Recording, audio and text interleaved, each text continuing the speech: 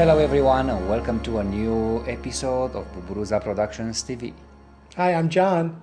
And I am Bogdan. This is episode 5. Today we're going to talk about how to find specifically your individual clients that you want to reach out to. Is it hard? It can be really hard. It used to be a lot easier. Nowadays, people change jobs so frequently. You can go online easily and do this kind of research. You don't know the quality of the material you're getting because you don't know how old it is sometimes.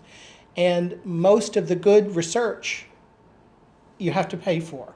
And we don't have a budget for buying that kind of market research. So there are some ways that you can still approach these kinds of questions. One of the things we talked about last time, people are expecting that when I write to them a cold call letter, email, that I'm going to write to a person. I'm going to know who they are. I'm going to be familiar enough with their company or their product that I can speak to it.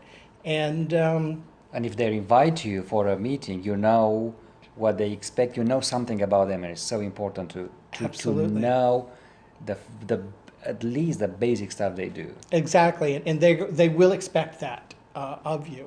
And what are they doing? How? Well, to me, that's the real question. Are they looking for me? Are they looking for artists all day long? All day long. That's the way I understand it. That these folks, and we're talking specifically of creative directors, art buyers, photo editors, those kinds of people who are in charge of finding artistic expressions either in a magazine or online or in some other format. Their job is to find that content. They are constantly looking for new people, good people. And one of the things in this incredibly new world of technology, more than ever, they're able to sit and find lots of people at their own pace.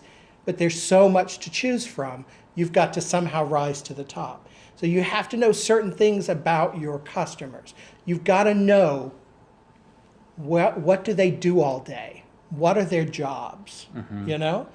And I think at this point, it really doesn't matter how magnificent your work is. No. It's the way you reach them. I'm assuming that you have magnificent work. I do. I do. Exactly. And I like to believe that I do magnificent work. Right. But let's take that for granted. Right. This is just how do you distinguish yourself from all those people who all do magnificent work. I mean, it's that grams of personality that catch their eyes as well. Right. And I think there are ways to approach that. If you know their job, if you know what it is they do all day long, and you can start to get an idea of where they hang out, figure out where they're spending their time and start to show up in those places. Do they have an association? There's some clubs. Are there meetups in your town? Man, showing up at those things, you're making face-to-face contacts. And I like to think you need a front door and a back door. You need to find out who these people are. You need to send them some information, an email, not a bunch of information. Remembering this is a visual profession, I would say send them a short email with 2 or 3 images. I've heard people say embed the images because they can't open attachments. Other people say, I can't get anything that's embedded. It doesn't show up on our work computers. You must attach it. I'm going to do both. Yeah, they can choose what they choose. And then to remind them, re-contact them, not to bug them. Every 2-3 months, whenever you've got something new to show, keep yourself refreshing because they might just hit delete the first time, and in 2 months they may say, this is just the look I'm after. So continually hitting them from the front, saying, okay, I'm here, I'm available, and this is the kind of work I do.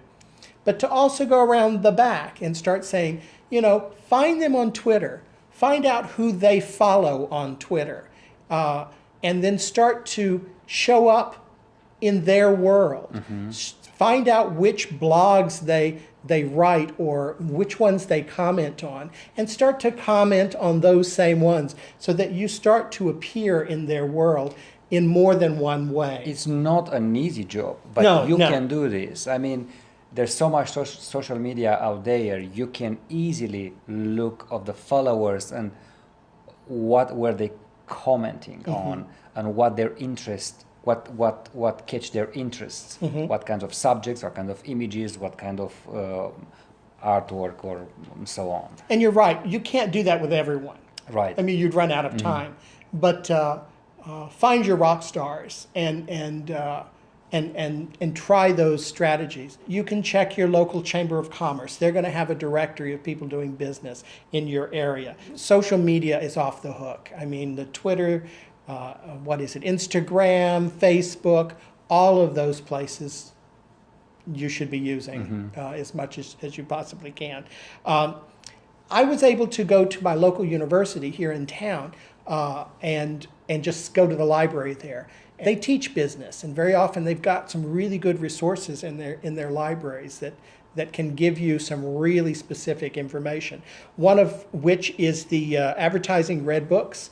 This is a series of books that actually list 13,500 ad agencies, and each of those entries under those ad agencies, they will list the principals. So you'll get the CEOs of the company, you'll get very often the marketing managers, which is the one I was after, and you'll get names. You may not get emails, depends on what they put down, but if Lynn, you've got a name to work off of when looking at that.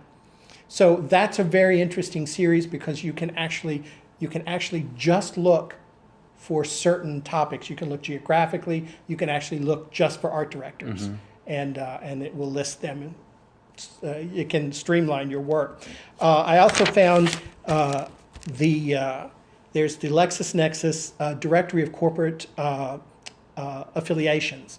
So you can actually look through this giant set, or what will be available online, and find out where the company's headquarters are. Because what we run into, if you look at your local store in your neighborhood, I don't know if I can throw out a name here, I'll say Pier 1. Pier 1, my local store is not where the marketing takes place. That takes place at a headquarters. And that headquarters for us is actually in Dallas, not in Houston. So if I can start to look for those headquarters of companies, that's where I'm more likely to run into my customer who's that mid-level manager in marketing or in art direction. So go to your local library or chunk up some money and actually pay for the online research. It would save you a lot of time, and you'd have to cost out whether or not it's worth it. There's a lot of people out there, and I know you are watching us right now, that don't have a big budget on researching Right. or marketing, and but there's a lot of marketing out there you can do for free. Right. I keep all of this in a spreadsheet so that I know exactly who I've contacted, what I sent to them, and when. So I know when it's time to contact them again. I can put them in a file that says don't bother, they're never going to answer, or it's a bad email.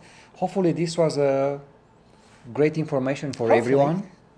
And I would love to hear what you've found. You guys may have come up with solutions that I haven't found yet. And I would love to hear that. I'd love to hear any problems that you've run into as well. Yeah, leave your comment or shoot us an email, Subscribe. That would be delightful. Remember always to check our website to find out more about us. Have a great day. We'll talk to you very soon. Thank you for watching. Bye now. Bye-bye.